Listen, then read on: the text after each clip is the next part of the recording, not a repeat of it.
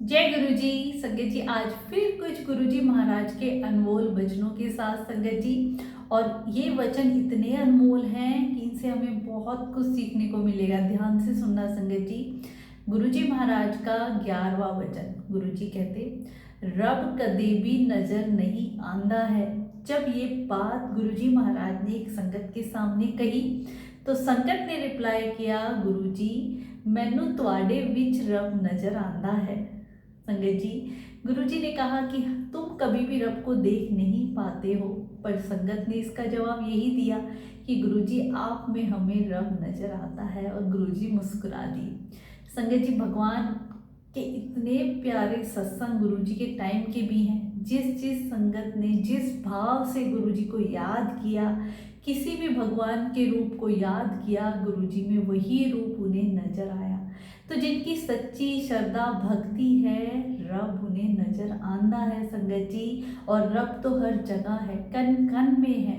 गुरु जी महाराज को कहते हैं ना संगत जी, हवा चल रही है तो उसको हम फील कर सकते हैं, देख नहीं सकते हैं। ऐसे ही भगवान की भक्ति, भगवान का प्यार, कहते हैं रब को हम महसूस करें, सोल टू सोल गुरु जी के साथ हमारा कनेक्शन हो, रब के साथ हमारी श्रद्धा भक्ति इतनी हो, इतना प्यार हो ना संगत जी, तो रब हर पल हमारे साथ है और हमें नजर भी आता है।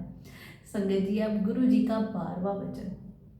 गुरु जी कहते, रब कोल डरो नहीं, ओ दिन कोल प्यार करो। संगत जी, हमें भगवान से कभी भी डरना नहीं चाहिए, हमें भगवान से प्यार करना चाहिए। अगर हमें डरना है तो हम अपने कर्मों से डरें, क्योंकि भगवान तो केवल प्यार देने वाले होते हैं संगत जी। जैसे एक माँ बाप के लिए उनकी सारी संतानें बराबर होती हैं और सबको समान प्रेम करते हैं, ऐसे ही गुरु जी महाराज परमात्मा परम पिता परमेश्वर की हम संतानें हैं, वो हम सबसे प्यार करते हैं। हाँ, वो बात अलग है कि वो हमारे कर्मों का लेखा जोखा रखते हैं और हमारे कर्म ही हमें दुख देते हैं। संगत जी, हम सोचे ना कि भगवान के डर की वजह से हम पूजा करें, ये पाठ करें, या फिर हमने गुरु जी को भोग नहीं लगाया, या आज आरती नहीं करी, या आज हमने जोत नहीं जलाई तो गुरु जी नाराज हो जाएंगे। नहीं संगत जी, जब तक हम भगवान को डर के याद करते रहेंगे, कभी भी सच्ची भक्ति नहीं पा सकते हैं। मेरा खुद का एक्सपीरियंस है संगत जी।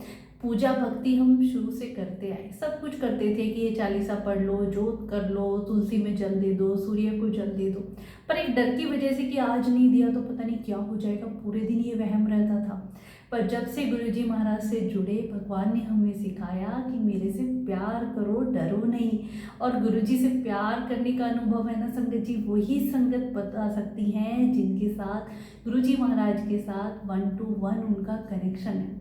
उनका प्यार इतना अनोखा है ना संगत जी, हमें हर प्रकार के वहमों से, नियमों से, भ्रमों से निकाल देता है। अब कहते हैं ना कि बिल्ली रास्ता काट गई तो हम डर जाते हैं कि पता नहीं क्या अपशगुन हो जाएगा। आप सोचिए, भगवान बड़े हैं कि बिल्ली, रब से बड़ा कोई नहीं है संगत जी। जितनी भी हम ये जादू टोने, ब्लैक मैजिक ये सब सुनते हैं, अगर रब आपके साथ है तो ये चीज़ें कुछ भी नहीं बिगाड़ सकती आपका।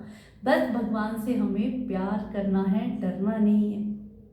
तो गुरु जी के नाल प्यार करो, डरो नहीं। हम अपने कर्मों से डरें, चंगे कर्म करें और गुरु जी को याद रखें, यही सबसे बड़ी पूजा है संगत जी। अब गुरु जी का 13वां वचन, जिसमें गुरु जी महाराज ने हमें बताया कि महापुरुषादे लेवल होते हैं, और जदों अपने ऊपर किसी का भी मर्ज ले सकते हैं, वो यूनिवर्स विच एक ही है सिर्फ, और वो है मैं।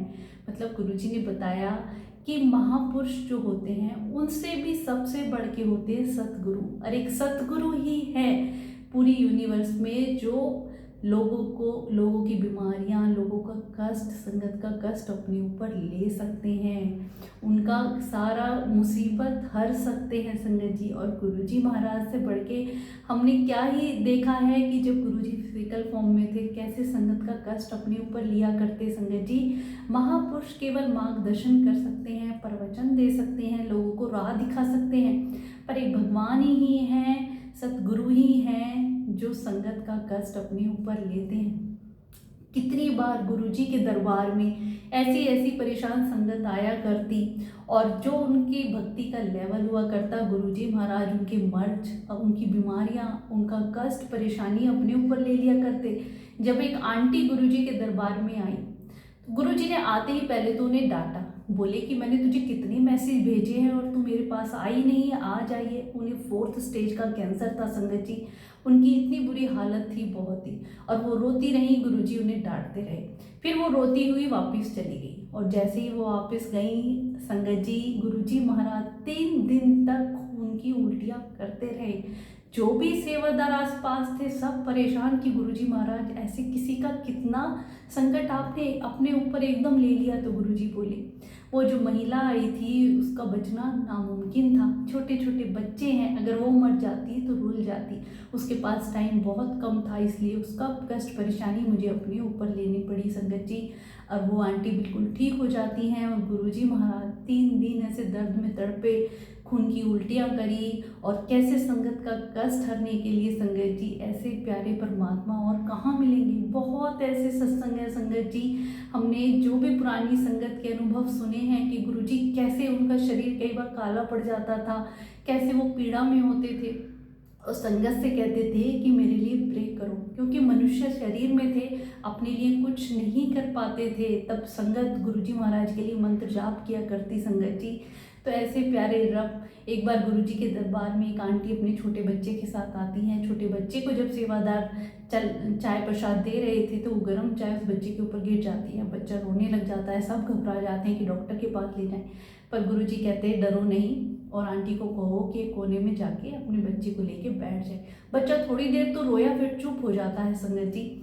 उसके बाद आंटी को घर जाने के लिए कह देते हैं, और गुरुजी के पास जो सेवादार खड़े होते हैं वो क्या देखते हैं, जिस जगह उस बच्चे को चाय गिरी थी वहीं पे गुरुजी को इतने सारे कहते हैं गर्म जलने से वो फोले हो जाते हैं। वो हुए देख के हैरान कि गुरुजी कैसे संगत का कष्ट अपने ऊपर ले लिया करते।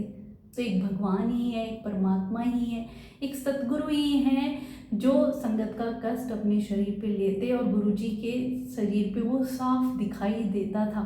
और संगत जी आज भी कितनी ऐसी संगत है जिनके मन में यही सवाल होता है कि अब हमें कैसे पता चले कि हमारी कष्ट परेशानी गुरुजी अपने ऊपर लेते हैं। क्योंकि कई बार संगत के सवाल होते हैं कि हमारा स्वरूप है खंडित हो गया है, या मेरा ब्रेसलेट टूट गया है, या गुरुजी का स्वरूप काला पड़ गया है, या कुछ भी ऐसा गुरुजी के स्वरूप का खंडित होना, कुछ भी होना, वो गुरुजी महाराज हमारी कष्ट परेशानियां अपने ऊपर ले लेते हैं और उनके स्वरूप पे वो साफ दिखाई देता है संगत जी। तो कभी भी मन में नेगेटिव विचार ना लाएं, डरे नहीं कि ये हो गया अब क्या होगा, गुरुजी नाराज है, नहीं, वो आपकी कष्ट परेशानी अपने ऊपर लेते हैं। कोई भी स्वरूप खंडित होता है जो कि बिल्कुल देखने लायक नहीं बचता है, तो आप उसे बहते हुए जल में प्रभावित कर दें। तो ऐसे संगत का कष्ट उस वक्त भी गुरुजी अपने ऊपर लिया करते, और आज भी मेरे परमात्मा इतनी सारी संगत का कल्याण कर रहे हैं। तो ऐसे देव को अनंतम अनंतम प्रणाम है संगत जी। अब 14वां वचन इतना अच्छा है जिससे हमें ये सीखने को मिलता है। गुरुजी कहते, जितनी तुम्हारी चादर बूंदी है उतनी ही पैर पसारो। मतलब कभी भी किसी चीज की रीस नहीं करनी चाहिए। हम सोचे ना उसके पास ये चीज है तो हमारे पास भी होनी चाहिए, नहीं संगत जी। जितना भगवान ने हमें दिया है हमें उतने में ही सब्र करना चाहिए, क्योंकि गुरुजी महाराज की शरण में अगर हम हैं तो वो वक्त आने पे सही चीज ही हमें देते हैं। हम सोचे अपनी लंबी चौड़ी मांगे रखते हैं कि उसके पास ये है, और ना ही कभी किसी की चीज़ों से हमें जलन होनी चाहिए कि वो इतना बड़ा हो गया उसके पास ये चीज़ें हैं मेरे पास नहीं है। जितनी हमारी कहते हैं ना, जितनी हमारी चादर हमें उतने ही पैर पसारने चाहिए। तो ये गुरुजी इतनी प्यारी सीख हमें दे के गए हैं, जिससे हमें सीखने को मिलता है कि जितना है हमारे पास उतने में ही हमें सब्र करना चाहिए, ना ही कभी से किसी जेलसी भावना रखनी चाहिए, और ना ही किसी के साथ ऐसे कोई कंपटीशन कि उसके पास ये आ गया है तो मुझे भी चाहिए, नहीं संगत जी, जिससे कि हमारे घर में ही अशांति फैलती है। तो गुरुजी महाराज के जो भी ये वचन है संगत जी, जो भी संगत सुनती है अपने जीवन में उतारे, जीवन जीने का हमें ढंग आ जाएगा। और कितनी ही ऐसी बातें हमें सीखने को मिलती हैं कि हमें अपने जीवन में क्या करना चाहिए, क्या नहीं करना चाहिए, और गुरुजी के प्रति हमारा विश्वास बढ़ता है। यही बातें तो गुरुजी महाराज की सच्ची और अच्छी बातें हमें नई संगत तक पहुंचानी है। तो संगत जी जितना हो सके वीडियो को शेयर करें, नई संगत तक कि गुरुजी के वचन पहुँचे। वचनों को सुनना और सुनाना भी एक पाठ है, गुरुजी की सेवा है, और ऐसे ही गुरुजी महाराज अपने चरणों में हमें बिठाए रखें। अनंतम शुक्राना गुरुजी।